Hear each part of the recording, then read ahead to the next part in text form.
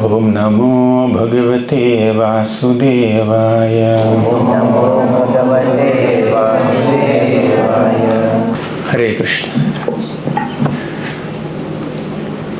In the 7th canto of Srimad Bhagavatam, Prahlad Maharaj gives his teachings to his classmates, as all of you know. Initially, Prahlad Maharaj was going to school, and Shanda and Amarka were trying to give him some materialistic teachings on just dharma, artha, kama, no moksha, and also on the philosophy of discriminating between people as friends and enemies and not seeing them as servants of Krishna. But whoever is on the side of the demons is our friend. Whoever is on the side of the devatas or devotees of Lord Vishnu, they are our enemies. So that was the teaching Prahlad was getting. And eventually, when Prahlad Maharaj's devotional mood came out, became more visible, more apparent, then Hiranyakashipu confronted him. He even tried to kill him in various ways. Being the father, he is trying to kill his own son. For demoniac people like Hiranyakashipu, their ego is more important than their love for their children. Daksha is also like that. Daksha gave so much importance to his own false ego, his own false prestige, that he could not even stop Sati from committing suicide. Sati Devi was trying to give up her life right in front of the eyes of Daksha in such a huge assembly, sacrificial arena. But Daksha did not do any small attempt. He did not speak a single word or make any attempt to stop her. For him, his ego is more important than his love and affection for his daughter. Similarly, Hiranyakashipu, his ego is important. His hatred towards Lord Vishnu is more important than his own affection for his son Prahlad. In contrast to these characters, we have another character. He's on another extreme. What is that? The extreme of supporting adharma because his son is there. Dhritarashtra. Dhritarashtra had so much of love and affection for Duryodhan, Dushasan and all these demoniac sons, although they were on the side of adharma. Out of intense affection, he could not stop his child. Dhritarashtra could never restrain Duryodhan from committing violence against the Pandavas, against Krishna, against Bhishma, against Draupadi. Dhritarashtra, although he was blind, he was aware what all his son is doing, all pastimes. And he is giving sanction. Oh, you want to burn the house of Pandavas? Okay, burn, no problem. You want to call them for a gambling match? Gambling match? Where? In the royal assembly of Hastinapur. So much so that the output of that gambling match is that he is just stealing away their kingdom and even insulting their wife. And the king is sitting on the throne doing nothing to stop this nonsense. So, one extreme is out of intense affection for their children, some parents, some fathers allowed them to do all kinds of nonsensical activities. Another extreme is out of their false ego, out of their arrogance, out of their hatred towards the Supreme Lord, out of their atheism. Some fathers even try to kill their own children. Here their ego is important, here their affection is important. So this side, parents gave up their affection to their children because of their own false ego. Here, out of affection for their children, he gave up dharma, Dhritarashtra. So this is what happens when we are swayed away by material emotions. Our activities, our thoughts, our words must be guided by dharma, guided by bhakti, guided by spiritual understanding, spiritual knowledge. When that is not there, when the guidance of spiritual knowledge, guidance of dharma, guidance of shastra, guidance of guru is not there, and if a human being conducts oneself just based on one's own whims, then what will happen? He will only create havoc in one's own life, and if he happens to be in a leadership position, influential position, he will create havoc in others' lives also. That's what people can do. That's the potential of this mind's emotions. That's why Krishna said, Uddharedatmanatmanam natmanam avasadayet atmaiva hyatmano bandhur atmaiva rikuratmanah. Uddharedatmana atmanam. You try to uplift yourself, uplift your soul by your mind. Don't allow your mind to degrade yourself. Use your mind to uplift your soul, elevate your consciousness. So this is Krishna's teaching in the Bhagavad Gita. By being caught up in so many material emotions, we become victims of material energy, of Maya. And we not only become victims, we make many other victims also. Because somebody is in some leadership position, some influential position, and from that position he has so much of ego, arrogance, distracted mind, and his words have certain impact. He is dominant, he has power, he has position, he has privileges, he has resources, he has manpower, he has money. All this will be misused because of lack of mind control, lack of sense control, lack of devotion. As Krishna said in the Bhagavad Gita, Yaha shastra vidhi utsrujya vartate kamakaratah na sasiddhim avapnoti na sukham na parangatim. Yaha shastra vidhim utsrujya. When you give up shastra vidhis, when you give up your shastric teachings, the principles, virtues, values mentioned in the Shastras, if you give them up, if you abandon them, vartate kamakaratah, you are just conducting yourself based on your whims, your desires, your material emotions. They are not guided emotions, they are misguided emotions.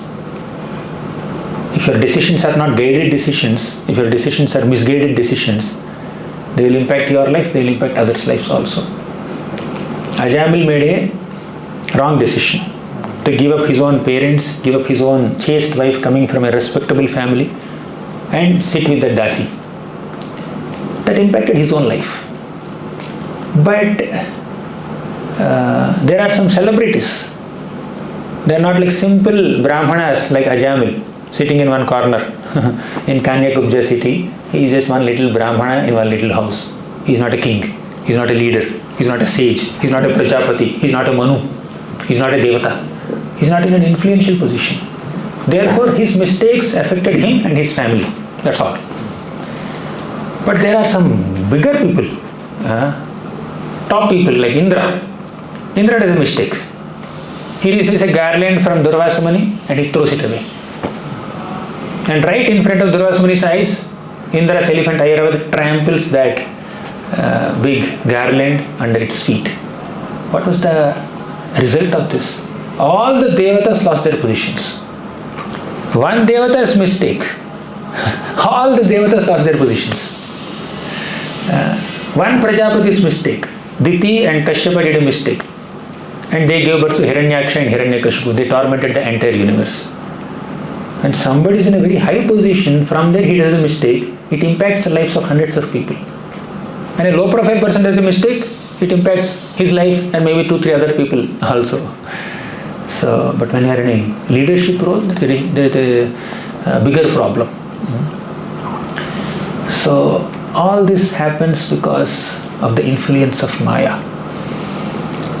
Don't think that Maya will not affect you just because you have spent a decade in Krishna consciousness. Or you have spent 2 decades. 20 साल हो गया मेरा माला करके. Since 20 years I have been chanting Harekrishna Maha Mantra. I still get some sleep, but it's okay. I'm chanting. I know full Bhagavatam, left, right, center. I can quote hundreds of shlokas. Yes, I can quote. I have already studied Bhagavatam from cover to cover. First canto to 12th canto. 2-3 times I studied. 10 times I studied. What can Maya do to us? Bhagavatam will protect us. Of course, Bhagavatam will protect you. But don't underestimate Maya.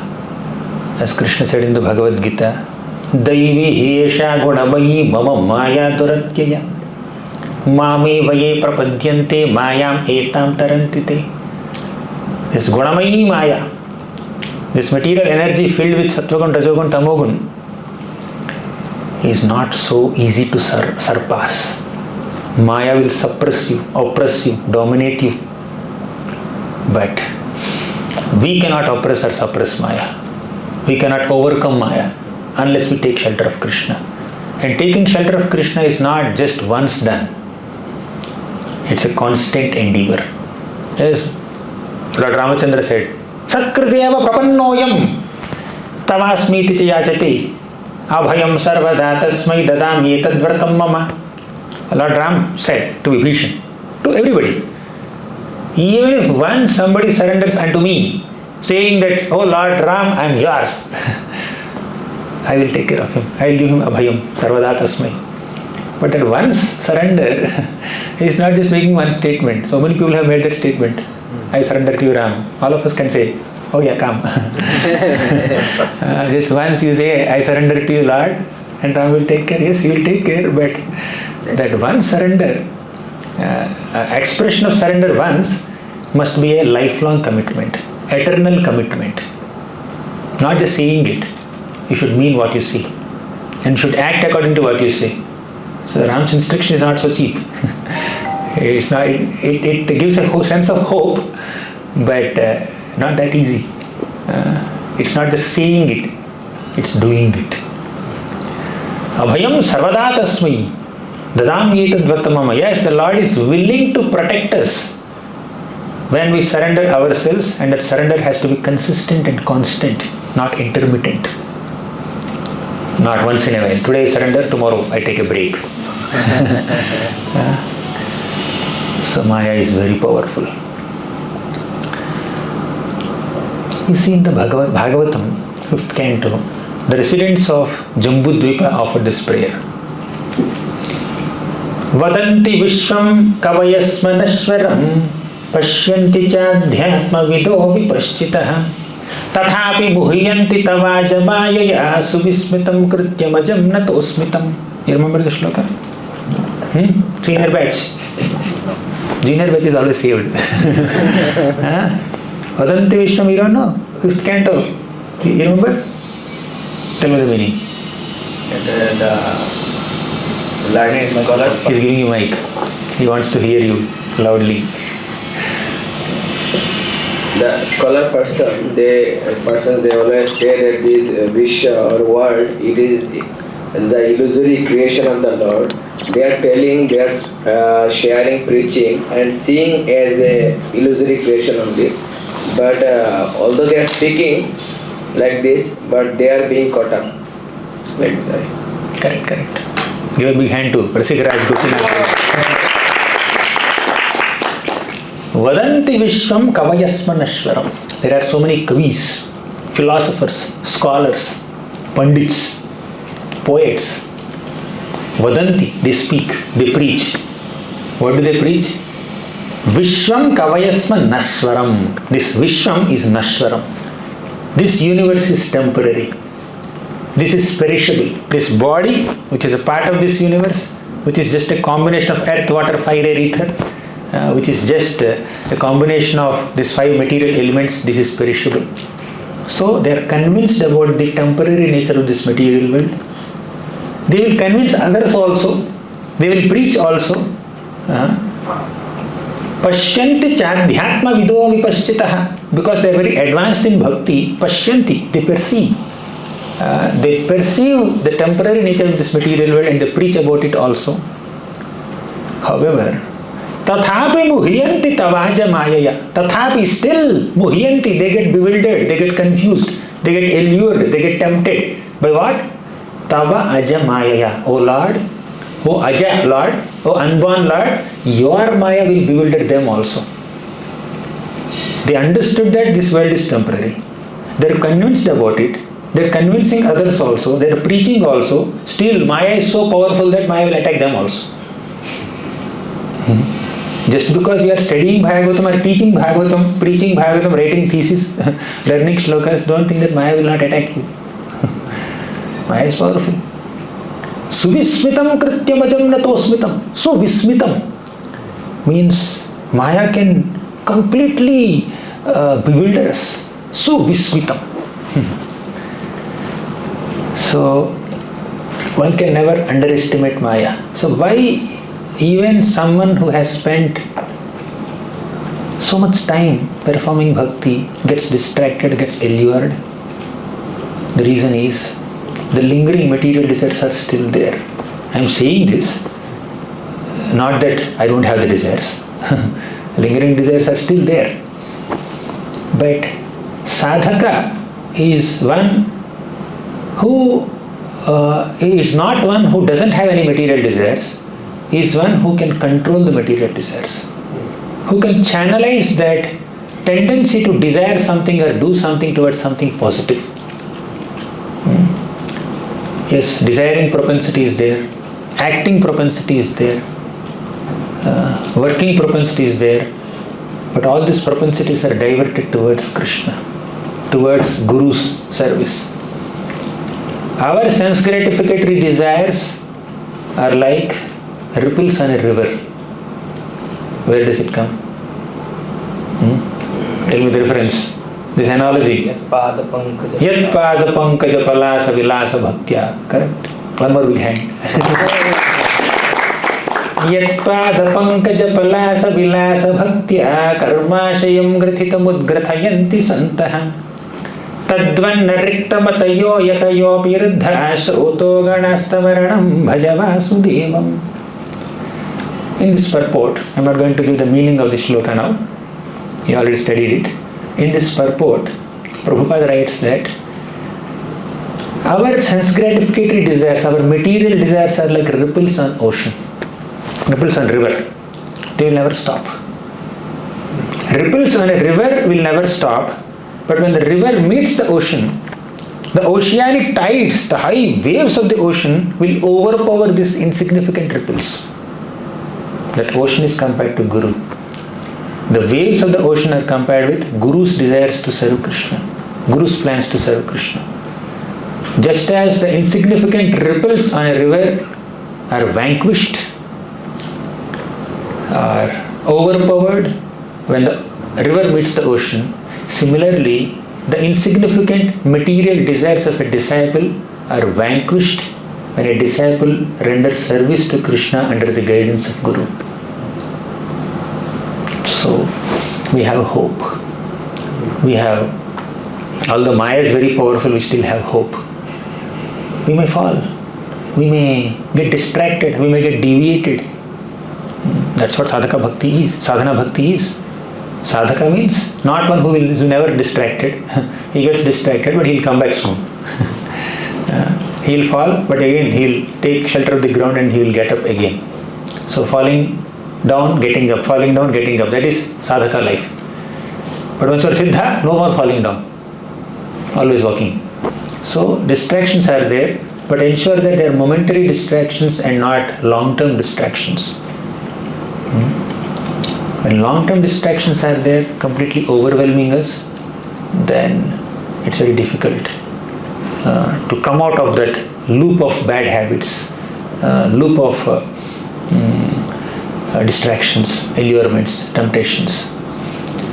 Now, just to give a small example of the power of Maya, we can recollect Bharat Maharaj. He gave up his wife, his children, his kingdom, his treasury, his ministers, his soldiers, his citizens, his big kingdom, throne, etc., his power position, as if they were stool. You go to the washroom and pass stool and you will not look back. It's gone, it's flushed down. You will not analyze it anymore. Unless somebody says, we want to do your motion test and urine test, doctors give us your sample, right? Then with great reluctance, you just put that sample in the dabba and then put it in a cover and then give to that person. Okay, you do the test, I will not touch it. If you touch it, you take bath. Just as somebody is so detached from the stool that he has passed, Bharat Maharaj is so detached from all the kingdom, all the family and other power, position, privileges. Such a detached person, such an extremely detached person became so attached to a deer, so much so that he was thinking about the deer at the time of death instead of thinking about Krishna. To that degree one can get detached, one can get attached. This is attachment after detachment. Generally, detachment comes after frustrated attachment. When you are frustrated in your attachments, you get detached. But after such a high degree of detachment, he became attached. This is the power of Maya. Yesterday we were discussing, day before yesterday I think, Nityananda Prabhu was saying, in Jnana and Vairagya, which is more powerful? Vairagya. Many people can have Jnana, knowledge, but out of so many people who have knowledge, only some people can have Vairagya.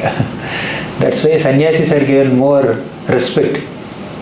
Sannyasis have knowledge, same knowledge a non-sannyasi also can have, non-renunciant also can have, maybe more knowledge also, but he is actually on the platform of detachment.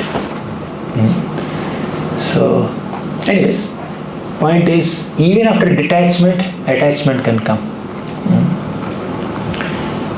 when one is not sufficiently careful. Narada Muni speaks to Puranjan in the 4th canto of Bhagavatam. Kshutparito yathadina sarameyam graham graham. A dog goes from door to door begging for some food. At some places, the dog may get some chapati, some rice, that yesterday's rice, reject rice, or rice that is stuck to the pot, bottom of the pot, which is burnt. So a dog may get some little food at some home, but at some other place, dog will get a danda. Dandam odanam evava. The householder will chase the dog, will take a stick and then, hey, chai, chai, get lost from here. They chase away the dog, right? Dog is coming for some little food, but the dog doesn't get food. Sometimes the dog may get. Some merciful householder may give one morsel of food to a dog, but some people don't give. That's the life of a dog. Stray Indian dog. I'm not saying pampered. Pampered dogs, pet dogs, who get more privileges than human beings sometimes, and being our general dogs who are on the streets. Yes, compassion needs to be there. Point is that dog sometimes will get, sometimes doesn't get. Bhagavatam is saying this, I'm not saying this. Similarly, a conditioned soul will beg for sense gratification in this material world. Sometimes he will get, sometimes he will not get. Right? Sometimes a conditioned soul will get some sense enjoyment in some body. Sometimes he wouldn't get. Just like a dog goes from one home to another home, a conditioned soul, Baddhajiv, goes from one body to another body. For what? For sense gratification. Just for sense enjoyment, he keeps changing bodies. This time he is in human body. He wanted high grade sense enjoyment. Oh, this human body is not giving me sufficient enjoyment. I want long life. I want high grade enjoyment. What should I do? I should do some karmakandic sacrifices. So let me do karmakandic sacrifice. He does so many pious activities. He will do this swaha, that swaha. He will put so much of pure ghee in the fire. Not as a worship to Vasudeva. If he worships Vasudeva, he goes back to Godhead, but he worships some devatas, so that they can elevate him to the spiritual world, to heavenly planets. So he will get lot of pious credits, punya, by performing karma kanda, punya karma. He will go to heavenly planets, upgradation. And the punya keeps getting exhausted. Kshine punye martya lokam vishanti. So that punya will slowly come down and he will also come down. And sometimes people don't do pious activities to get high grade enjoyment. They will do impious activities to do high grade enjoyment. They think that we get high grade enjoyment by compromising dharma. Many people in Kali Yuga are like that. Some religious people, they perform religious activities, they perform some kind of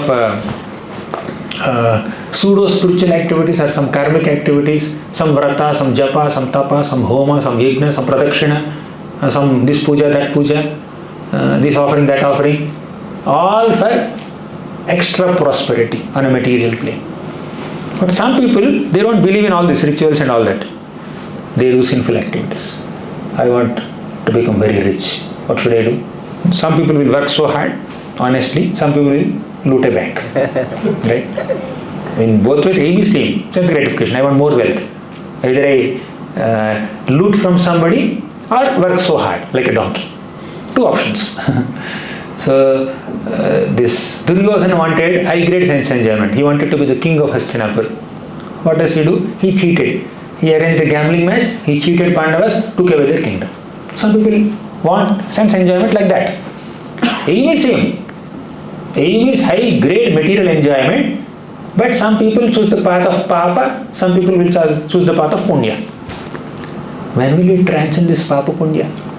Prahlad Maharaj says in the 7th canto of Bhagavatam, 7th chapter, my God, very profound. We are like beggars, pursuing material enjoyment, going from body to body. And this body will embrace the soul, conditioned soul. This body will promise, yes, I will give you enjoyment now. Come, embrace me. Body will embrace the soul. So much so that the soul goes into the heart, not the body. Basically, soul enters into the material body. Why? Because of unfulfilled material desires in the past life, the soul enters the body, material body. In one material body, the soul pursues the unfulfilled material desires, one by one. And whole life past, this body has cheated the soul. The body has not given any sufficient enjoyment to the soul. The soul has material desires, and the soul entered the body to fulfill the material desires, and the body promised, I will give you enjoyment. Body embraced the soul. 50 years passed, 60 years passed, 70, 80, 90, 100 years passed. Desires are not fulfilled, and the body abandoned the soul. I will not give you any more enjoyment. Get lost. Body left the soul. And the soul is again bhatakta hua atma. The soul is again searching for another body. And the soul goes to another body. Before going to another body, soul has some post-death experience in hell. Just some frying in oil for 10,000 years, 20,000 years. Yamaraj will arrange for a hot, nice swimming pool where there is no water, there is boiling oil. So you swim for 10,000 years. Because of the sinful activities that this conditioned soul has done through this body, the body promised sense enjoyment, the soul embraced the body, and the body embraced the soul, and the body cheated and left him, disappeared, and the soul is accumulating a lot of karma and suffering in hell. He suffers. He suffers for the mistakes he has done, but he has some unfulfilled desires, right? To fulfill those unfulfilled desires, again he will enter another body. Some people ask this question. The soul suffered because of the sinful activities in hell.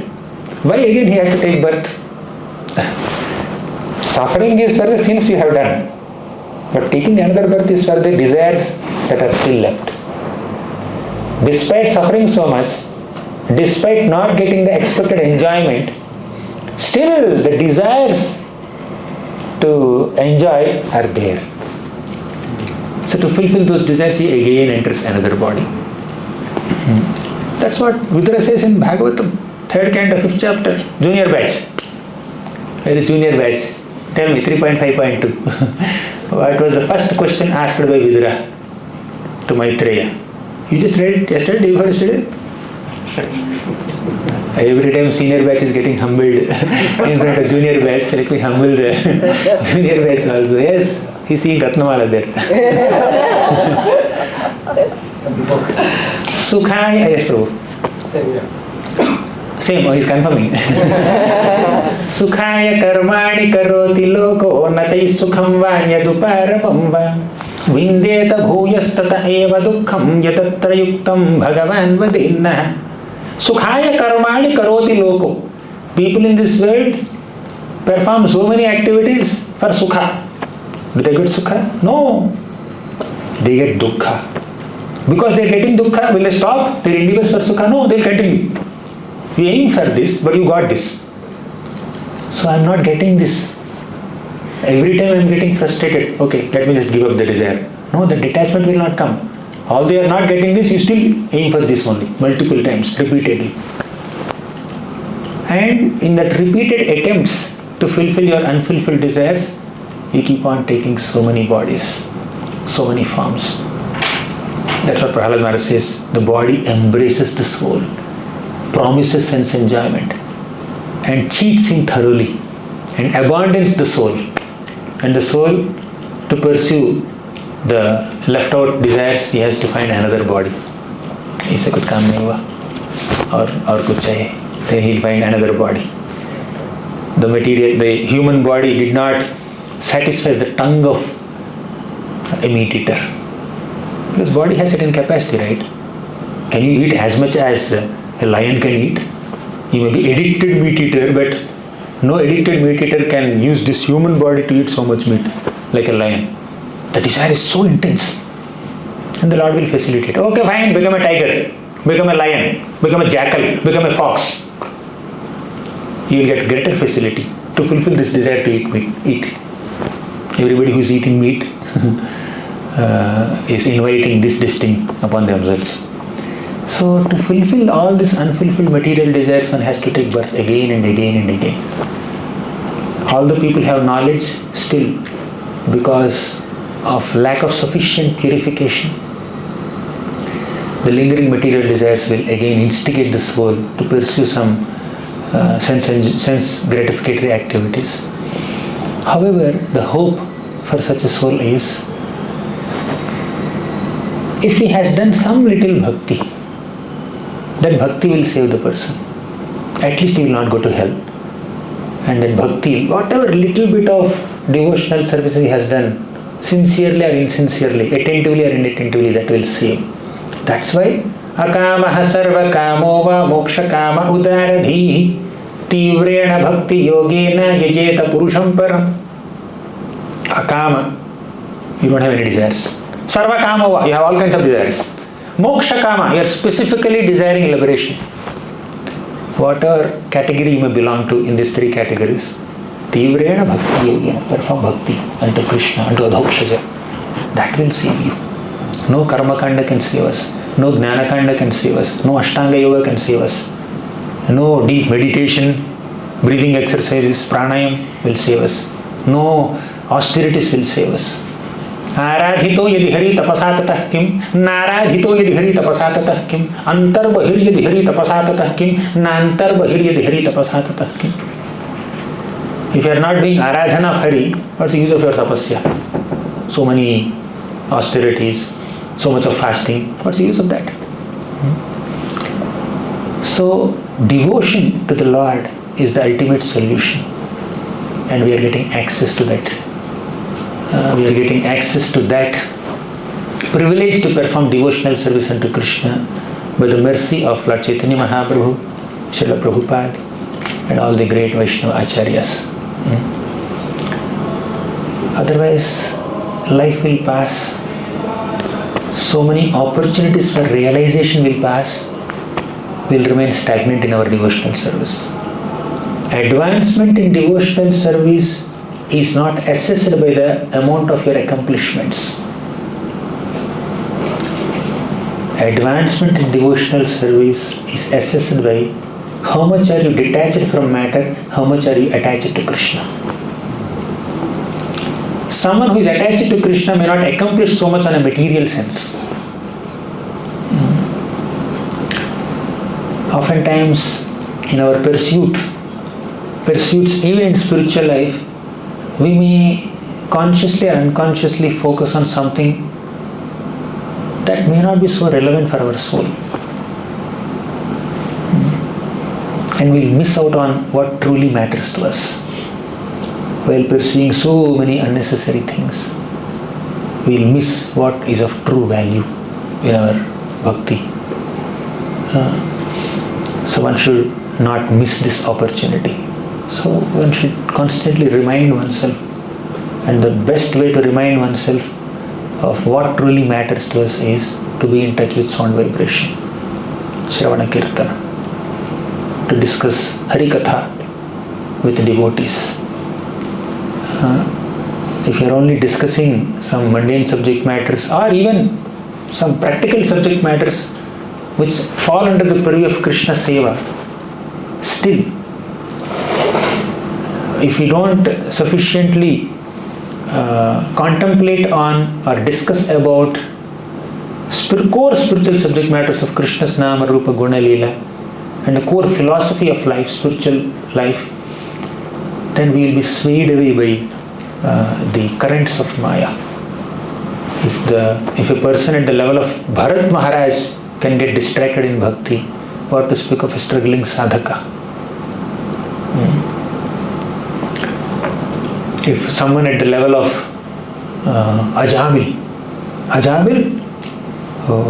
there is a big list of all his pure qualities in the 6th canto, 1st chapter. Yamadutas were glorifying him. He is very austere, he is very gentle, he is very sober, he is very learned in Vedic scriptures, he is respectful to elders. So many. All of us have that qualities. When we read that Ajamil's qualities, before seeing that scene, if you read those qualities, you feel, I don't have even half 1% of these qualities. If such a person can get distracted, what to speak of a struggling sadhaka in 2024 Kali Yuga. Kali Yuga 2024, it's not even 1900 or 1800, where the circumstances of Kali Yuga are not so degraded. And there are 4,27,000 years more left. Just imagine the amount of degradation that's going to happen. So it's easier said than done. If you think I am on this level, that's your problem, not my problem. Right? I am also trying to remind myself on mic in front of all of you. Tathapi muhiyanti tavaja maya. Maya is extremely powerful. Maya can never be underestimated. And Maya will somehow make us prioritize things that are not so relevant for our soul, sometimes or many times. Convincing that this is for Krishna service. Maya convinces us this is for Krishna's seva. Whatever you are doing is for Krishna's seva. Do it. But we may not be doing Krishna's seva. We may be doing something else in the name of Krishna's seva. So Maya will convince us. Material mind will get convinced. Therefore, if we hear constantly with a prayerful attitude, with a submissive attitude, we get messages from Krishna even through a younger devotee also. You may have spent 10-20 years in Krishna consciousness, and someone who has spent only 5-6 years, he is giving a class and you are hearing. Through their words you can get you may get a message. Krishna can speak to us when we are very vigilant, when we are very observant, when we are introspective, when we contemplate nicely, when we are eager to learn, when we are ready to be fixed up in devotional service, when we are enthusiastic to advance in bhakti. Krishna can give us messages, signals through any medium, in any way. He can remind us through some young devotee who just came to the temple. He can remind us through his child. He can remind us through a very experienced sannyasi. He can remind us through some, happening, some scene, some incident that happened in the regular material world. Through that we can get a signal. Krishna may sometimes alert us. Hey, you know what happened? It may be a news piece. It may be coming in the news. Okay, so and so thing happened. Seeing that, oh my God, Kamala Dalajala, Jivana Talamala. Somebody died in an accident. Oh, he has so many plans. He's doing so much service. He's so great. He's this, he's that. But still this happened to him. You kind of get a signal just by that one little message that you hear, one little news that you hear. For all this, we need to be observant. We need to be eager to learn. We should look forward for opportunities to grow in bhakti. We should make every interaction with our other people or every action that we are performing, we should do it. We should see that as an opportunity to advance in bhakti. We should seek to learn something from it to enhance our devotion. Then Krishna will give us signals. The classical example is that Avadhut Brahman who was wandering in this world, and he is seeing 24 gurus. 11th canto, 7th chapter onwards, Krishna speaks about 24 gurus for about 3 chapters. He sees the moon and he reflects on it. Oh, this moon, so beautiful. And he sees the reflection of the moon in the water, and the reflection is shaking like this. Because there are ripples on the river, on the water. The ripples on this water body are giving you an image that the moon is shaking. Moon is not shaking. Then he gets a lesson. The moon is steady in the sky, but the reflection of the moon is shaking in this water. What does it mean? The soul is steady, but when the soul is entrapped in the material body, it shakes. It appears to shake. The soul doesn't lose its qualities. Satchidananda qualities are not lost, never lost, but they're covered by attachment to this body because of ignorance and false ego. So he sees the moon and he reflects like this. He sees the sun, he learns some lesson. He sees the mountain and he gets some lesson. He sees earth, land, and he gets a lesson. So he is learning from the nature. He is learning from earth, water, fire, air, ether. He sees one Pingala, that lady who is waiting for somebody, and she contemplates and she just gives up all her hopes. Asha hi paramam dukkham nairasyam paramam sukham. Asha is the cause of all dukkha, and not having an expectation is the cause of great sukha. So she gave up all expectations. Seeing her, he learned something. Seeing this little child who is happy, he has learned something. Seeing some brahmanas, he learned something. So when we are eager to learn, Krishna can give us messages through any medium. Even through animate or inanimate objects, living or non-living things, younger or older human beings. So Krishna can give us so many lessons. Otherwise, so many opportunities to realize the futility of material existence will pass right in front of our eyes, and we'll remain stagnant, not moving anywhere in bhakti. Advancement in bhakti is not just it doesn't happen just by accomplishments, doing so many things, achieving so many things. Yes, that's good. If they are done in proper consciousness, your accomplishments are great. But more important than the magnitude of your activities is the attitude of your heart. So focus on the attitude more than magnitude. Focus on your mood rather than the deeds. Deeds are important, but in what mood are you doing the deeds? That's even more important. Your interactions are great, but when there is no purity in the heart, your interactions are just transactions. For a selfish person, every interaction is a transaction. How can I derive enjoyment through this interaction? I am dealing with this guy, with this person. How can I get some benefit out of this? So for a selfish person, every interaction is a transaction. He looks for his own benefit.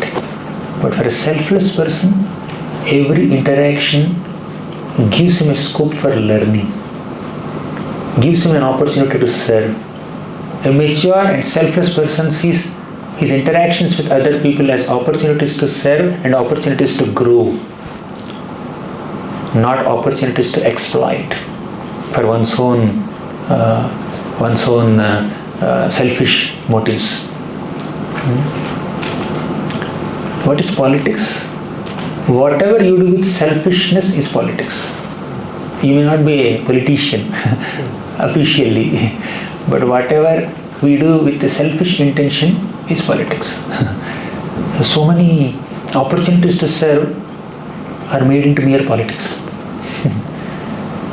So many interactions that we have that give us an opportunity to grow, we just waste those opportunities by being self-centered, self-absorbed, self-obsessed. So it is very difficult to achieve this kind of mode, completely selfless mode. But when we witness some individuals who just give themselves for other service with absolutely no expectations for oneself, then these teachings of Bhagavatam will be relevant for you, or will shout in your ears more loudly when you witness a person doing it. Especially when I see some devotees who are very selfless in their spirit, I get this message. This is Bhagavatam knowledge, this is Bhagavatam in action. Somebody like Rachendra Prabhu, you know him, he doesn't want anything for himself. All he wants is to serve. He doesn't want any respect or facilities. Sometimes he doesn't want food also. We can fast. Abhi time nahi. Say why? Not that message is not that you should not eat food, but to that degree he is selfless. There are many devotees like that. They do so much hard work without expecting anything in return from anybody. They're happily doing service. So such examples are very rare. We can learn from those examples, and thus we can protect ourselves from the attacks of Maya. Anyways, I think I can conclude. Thank you very much. Srimad Bhagavatam ki jai, Prabhupada ki jai.